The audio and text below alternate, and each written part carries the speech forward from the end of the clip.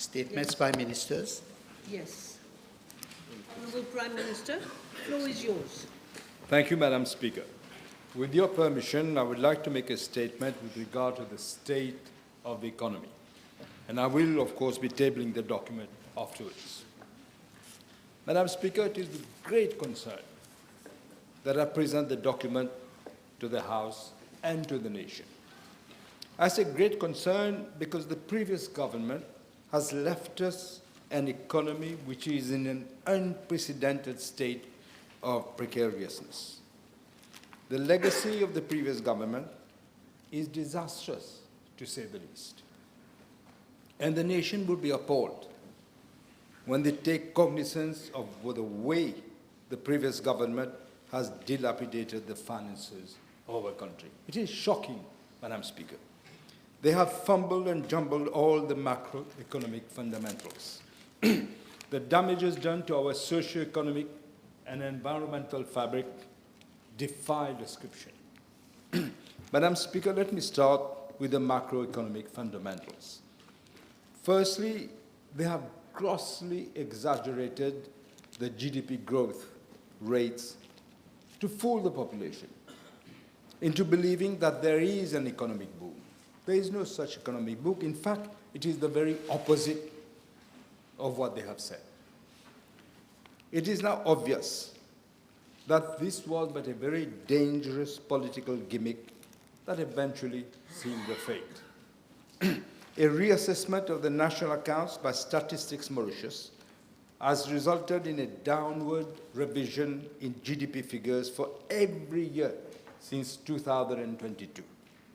These downward revisions were more pronounced in 2023 and 2024. The nominal GDP for 2023 has been reduced by close to 22 billion rupees, 22 milliards, Madame la Présidente. Compared to data published in September 2024, therefore in real terms, the downward revision is 1.4%, which is a lot. Similarly, the forecast for nominal GDP for 2024 has been reduced by more than 36 billion rupees, 36 milliards. I don't know what members realize what all these figures mean. To arrive at these inflated figures, it appears that the growth of the construction industry in particular was deliberately overestimated. Indeed, the new assessment by Statistics Mauritius indicates that GDP growth was deliberately exaggerated by intimating that the construction industry would grow by 37.4% in 2023 and 38.8% in 2024, as published in September 2024. These figures were manifestly overstated. I'm putting it mildly. Statistics Mauritius has significantly lowered these growth rates to 21.3% and 25%, respectively. The previous government, Madam Speaker, has been boasting of high GDP growth rates in recent years. Let me stress that these GDP growth rate post-COVID is a normal process of post-COVID recovery, and in no way reflects any kind of new dynamism in the economy. In fact, Mauritius has taken more time than its peers to recover from the COVID-related recession. In 2023, the GDP in US dollars for Mauritius was still below its pre-pandemic level. Secondly, investment in our economy has been on a declining trend as a percentage of GDP during the past 10 years. Madam Speaker, one doesn't need to have a doctorate de la Sorbonne to know that low investment means low growth. A student, O-level student on economics knows that, Madam Speaker. Yet what do we see? The average annual investment rate has declined from 21.9% during 2010-2014 to 18.5%. during the period 2015 to 2023. The average annual private investment rate over the same period has also declined significantly, from 16.6% to 14.1%. In a country where more than 80% of wealth is generated by private enterprises, this low private investment must be very worrying. The situation has been caused mostly by visible deterioration in the public-private sector partnership. It is unthinkable how a government can destroy one of the most important institutional strengths in our country's economic development. Madam Speaker, this core strength has to be restored. Thirdly, the trends in our external sector, that is import and exports, and the balance of payments have also been worsened by the pathetic mismanagement of the previous government. The yearly average export of goods as a percentage of GDP has declined from 22.9% during the period 2010 to 2014 to 17.4% during the period 2015 to 2023. On the other hand, the consumption-driven growth, that is the model of the previous government, has sharply increased imports. As a result, both the trends in trade and current accounts of the balance of payments have deteriorated and is a source of great concern. In fact, the overall balance of payments, which has traditionally been in surplus, has registered deficits in the last 2 years. It is no wonder at all that there is a severe shortage of foreign currency on the market and that there is pressure on the rupee to depreciate. Fourth, related to the fast depreciation of the rupee, is the surge in the level of prices. Over the period 2022 to 2024, cumulative inflation in Mauritius was 23%. Our record on inflation has been one of the worst when compared to other peer nations. This signals a total failure of monetary policy and exchange rate management. While we were accumulating an inflation rate of 23%, Seychelles, our neighbor next to us, had an inflation rate of only 2.4%. 23% compared to 2.4%. Madam Speaker, as we all know, the poor spend a greater share of the income on food. Prices of food items have increased at a much higher rate than the average inflation rate. Cumulative food price inflation over the period 2022 to 2024 is more than 33% compared to the inflation rate of 23%. In other words, the food inflation has been much more. Therefore, it is no wonder that people have been complaining about the constant rise in the price of food items. But the former Minister of Finance and the former Prime Minister didn't seem to care. They didn't bother about it. Ils ont fait la sourde oreille. After all, it didn't affect them. Fifth, the previous government had one of the worst records in terms of employment creation and labor market development. The employment level in 2023 was lower than in 2019. The low employment rate, combined with other major weaknesses in the labor market, have become a severe impediment to economic growth. For example, around 23% of the labor force were underutilized in 2023, which includes skills-related and time-related unemployment. Moreover, only about 20% of our labor force has post-education, secondary education. There is a persistent skills mismatch on the labor market, and employers keep complaining about labor shortages in spite of the relatively high unemployment rate. Madam Speaker, our predicament does not end here. 6, the state of public finances have never been as disastrous and shaky as it is now. The previous government has literally dilapidated all the fiscal space of this country. There is absolutely no room for maneuver. This is the legacy of the previous government. They have practiced a policy of terre brûlée. As the French saying goes, Madam Speaker, après moi, le déluge. The budget deficit and the public sector debt figures were largely understated. They're in fact much higher than the population was made to believe. As regards the budget deficit for the fiscal year 2023-24, the revenue was overestimated by 13.8 billion rupees. 13.8. Deliberately, this was done to deliberately reduce the deficit. Yes, 13.8 billion. And after thorough analysis of the figures, the actual budget deficit for 2023-24 turned out to be much higher at 5.7% of GDP instead of 3.9%. I hope people realize we're talking about percentage of high figures. 1.8% means a lot.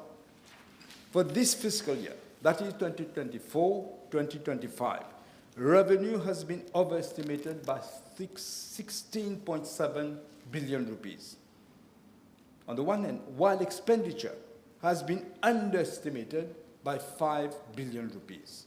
As a result, the deficit would increase by 21.7 billion rupees. The budget deficit as a percentage of GDP is expected to be 6.7% compared to the budget target, which was 3.4%. Even worse, Madam Speaker, the borrowing requirements of government is going through the roof. And we know that in the present context, borrowing requirement is the most relevant indicator of sound public finances because it impacts directly on government debt.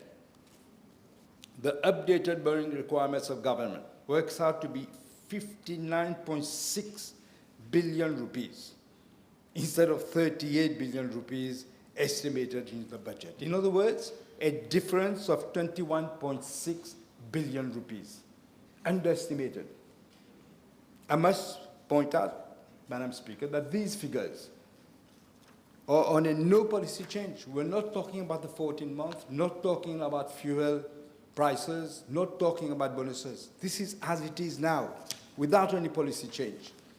The seventh, and by far the biggest blunder of the previous government, is a huge amount of debt it has accumulated through reckless expenditure on white elephant projects, with obvious sinister motives of lining the pockets of the well-known cronies. Madam Speaker, I would like to point out that when I was in office in 2014, the public sector debt ratio was under 60%. In fact, it was 59.5%. Today, it is well above 80%. This is above the statutory limit that the previous government itself had targeted. Updated data, in fact, shows that at the end of June 2024, the public debt ratio stood at 83.4%, well above 80%. Mauritian parents and grandparents have always seen to it that the responsibility is to ensure to their children and grandchildren is to give them the best start possible in life. That's what parents and grandparents do. Yet what has the previous government done? It has been piling national debt on the shoulders of the newborn babies. Indeed, over the last 10 years, the previous government has added, believe it or not, 321 billion rupees to public sector debt. That is an average of 32 billion rupees per year, which means every newborn has a debt of about 500,000 rupees as soon as he or she is born. Indeed, in the increase in debt, there are 26.9 billion rupees that the previous government has had to pay as compensation in relation to ex-BAI, Betamax, and Newtown cases. 19.8 billion rupees resulting from the deliberate depreciation of the rupee. Madam Speaker, our fiscal space has been totally constricted. The more so that all the special funds, that they wouldn't answer questions in Parliament, all these special funds have been completely depleted. Besides high public sector debt, our country is saddled with significant contingent liabilities. The list is very long, but let me enumerate just 5 of them. 1, Metro Express is unable to meet the cost of servicing its loan, unable. And its loan of 16 billion rupees under the line of credit from India, unable to do it. Second, the STC had a total deficit of 5.6 billion rupees under the subsidy account and the price stabilization account. Third, as per the Companies Act of 2001, AM Mauritius is deemed to be insolvent. Yes, insolvent. They have recklessly destroyed our national pride. Insolvent. Fourth, Madam Speaker, the Wastewater Management Authority is unable to pay its debt. Unable. It is already in arrears 2.2 billion rupees. And it has, on top of that, outstanding loans of 3.5 billion rupees. Fifth, the Mauritius Post Limited, the Casinos of Mauritius, the National Property Fund, CW and CEB, all of them are in deep financial stress. Furthermore, the statutory bodies defined pension funds have an actuarial deficit of 47 billion rupees. I can assure the House, and the nation, yes, unbelievable, but I can assure the House, Madam Speaker, and the nation that we will bring down the public sector debt to a more sustainable and manageable level. And we will do so not only to balance the book or fix the figures, but most importantly, to relieve our children and grandchildren from the burden of debt imposed on them by the previous government. It is a despicable act on future generations. It is a despicable crime. It borders, ils ont hypothéqué l'avenir de nos jeunes. Totalement. Madam Speaker, our endeavor to deal with the catastrophic legacy inherited from the previous government will be pursued amidst a number of challenges. The most pressing challenges are climate change, the demographic trends, labor market constraints, resource repurposing, restoring the social partnership between government, civil society, unions, and the private sector, educational reforms, which have already started, social upliftment, and institutional reconstruction. Madam Speaker, let me end by giving the assurance to the population that this government will turn around the situation and secure a better future for all and for the next generation as well. The top of our priority will be to implement a credible medium-term fiscal consolidation plan.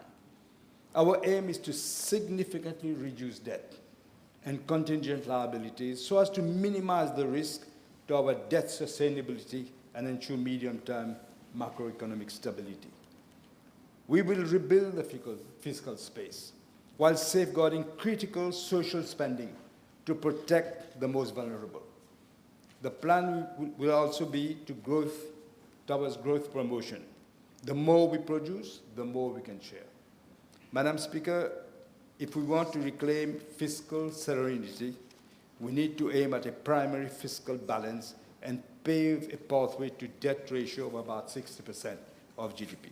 It will be a tough challenge, not only for government, but for the entire nation. This is a challenge. But we have done it before. We can do it again. Madam Speaker, we're not going to go it alone. We will have to work with development partners, international institutions, and friendly countries.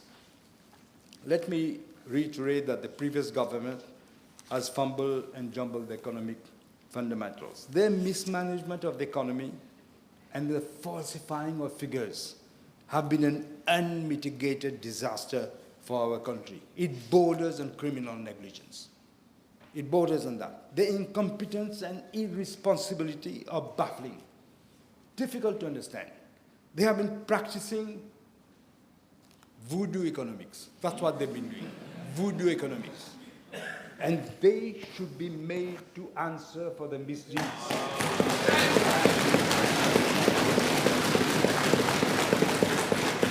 You cannot just load and then let it go. No way. It borders on criminal negligence, what they've done. Madame la Présidente, nous sommes dans une tempête financière. Il faut d'abord redresser l'économie. That is the priority. I shudder to think, Madam Speaker, what they would have done to our beloved country had the people of this country been not seen through their, what is called, malevolent actions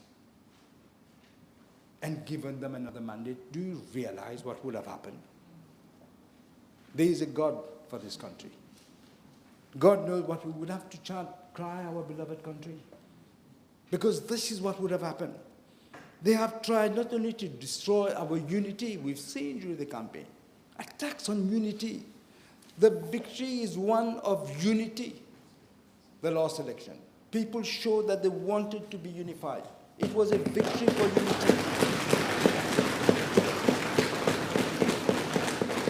They tried to destroy not our unity, our institutions, our economy, and the future of our youth. Fortunately, not one of them got elected. As the people of this country, in their wisdom, has consigned them to the dustbin of history, Madam Speaker. My two honorable friends, I must say they are, in a way, elected because they got in as the best result. But, Madam Speaker, never again should anyone be allowed to destroy our country as these people have done. Never again. We will take up the challenge of tidying up the mess together as a nation, all of us together. But it will take time. Madam Speaker, there is no magic wand. When you've seen the catalogue of what I've just told you, there is no magic wand. There is no magician to pull us out of this economic quagmire. But Madam Speaker, history has taught us, ever since independence, that we have always been able to overcome the daunting challenges that we have faced as a nation. We have always done so. Today, I stand in this house with confidence that once again, we shall be able to rise up to this mammoth task ahead of us, as one people, as one nation. Thank you, Madam Speaker.